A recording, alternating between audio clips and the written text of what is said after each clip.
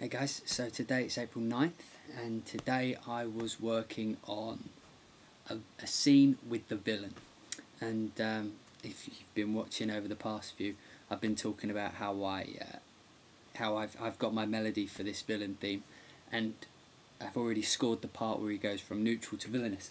Well, now I'm kind of through the arc of the story, the villain he goes from a point of sanity towards the start, and then he gradually gets more and more mental. So I'm kind of I've got this new concept that I'm working on, where every scene that he appears to get a little bit more insane, a little bit more lost in his head, I'm taking his melody and his harmonies down by a minor third every time. So you get this overall feeling of descent every time you hear his theme, because every time you hear it, it's lower and lower. At the minute, it's a minor third. I think I might do a big minor third, depending on how much he goes, depending on how much his psyche kind of degrades over time. Will probably determine how far of a jump.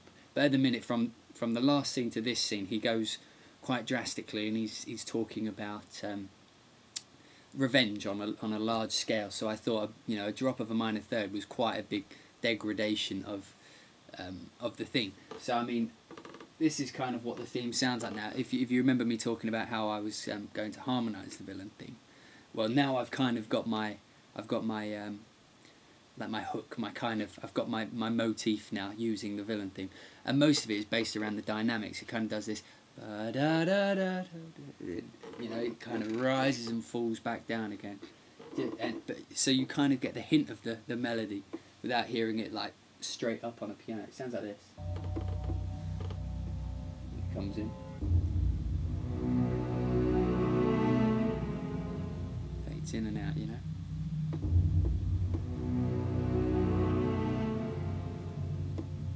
So that's my kind of motif for the villain. And conceptually, I like my own idea of having it descend through, having it drop by a minor third. Having the key drop a minor third for his melody and his harmony every time he becomes more insane. So that you, like I say, you get this. If you watch the film, you'll get an overall arc of his melody falling, because every time you hear it, it'll get darker and deeper. And I mean, obviously, I won't go down to the far reaches of the the keyboard, right down into the low bass. I'll arrange it so that it sounds correct, but the melody will go down by a minor third every time it plays. So that's what I've been doing today.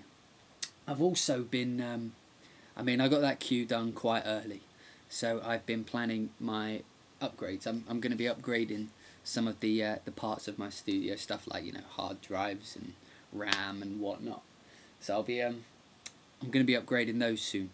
But something that took my attention yesterday, I think it was announced yesterday, is the Ohm Studio. I mean, I don't know how many of you know about this, but it's they're describing it as an online collaborative sequencer, essentially, like a DAW, like Logic or Cubase or Live. And I don't know about you, but I find that quite exciting. I mean, I, for one, if it is what it promises, I will be getting it. Although I can see some major flaws with it already, because my internet connection isn't the best.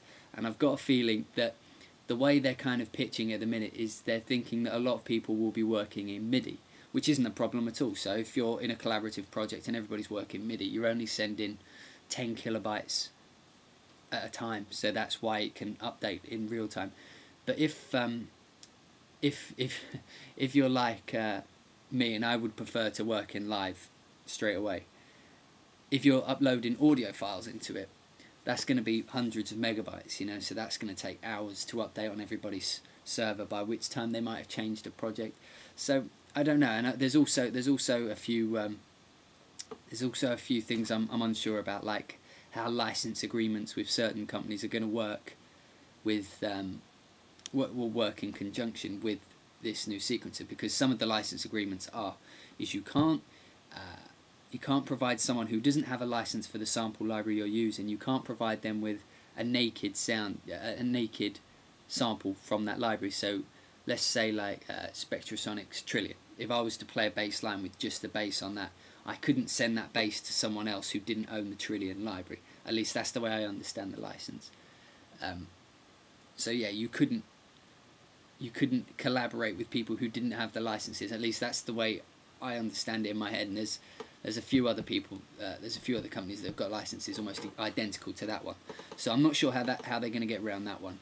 But like I say, the way I'm excited and planning on using it is I know some people that are, and I work with some people, they're a lot more talented in different aspects of either composition or production than me. So like the thing that, like I was saying, the thing that excites me the most is being able to write a track like I've written today in live, and then bouncing all the stems. If you don't know what a stem is, it's basically like strings as a track, or or each individual string. So basically sections, or whatever. So bouncing the stems down to WAV files or AIFF files, and then loading them into this online collaborative thing, and then being able to invite someone into the project to mix it with me. So I can be present at the mixing stage, as it were, and I can and if there's any ideas they have, they can just input those ideas on top of my stems, which I think is brilliant. So I mean, if you're on a tight deadline like I am, I mean, I could probably find one or two people who would help me score this film, but the process of sending and receiving will take way too long. So it's kind of it's against the point of speed. But if you had something like this where perhaps I would work on percussion while at the same time they're working on melody or ambience, and then we can compile into one project, that that would help me to no end, and it excites me. Like, as you can tell, I'm like a giddy child talking about it. The prospect of it I find really, really exciting. Yeah. So that's what I've been doing today, and that's what I'm excited about. I've got more, like I said yesterday, I've got more projects to get on with now, in order to get all 5 projects or whatever I'm on at the minute done by deadlines. And I'm glad that you guys that are still with me are tuning in. I understand that not everybody's going to watch every episode of this. I understand that 10 minutes per blog is a long time, and so far I must have uploaded over an hour's worth of blog. So don't feel bad if you don't catch everyone. Just catch the ones that you find interesting, and that's brilliant. Leave a comment though. Leave a comment so that I know that you guys are appreciating, or if you even care about what I'm talking about, just so I know in what people want to hear me talk about working. Because for me, like the point of this blog really is for me to document and record my progress through production of a film, so I can look back on it and see where my mind was at any given point in time. But if there's anything that you guys want to know about what I'm doing on a specific day, I can add that into what I was going to talk about anyway. So that like I talk a lot about development of themes. That's because I like to know where my mind was at when I'm developing themes for another film. If I get stuck, I can look back at this blog and see where my mind was at when I was developing these ones, and that will help push me in the right direction. But if you guys want to know anything specific about how I actually work or anything like that, just ask, and I'll answer some questions maybe tomorrow over the weekend, when you see, because at weekends I'm not normally as productive as I am during the week, so I can do a blog more question orientated perhaps, or something similar. But yeah, looks like I've got a really grey beard going on. That's just the sunlight. I'm not going grey on it. There we go. Look, dark. Anyway, cheers for tuning in today, guys, and yeah, I'll catch you all tomorrow. Bye.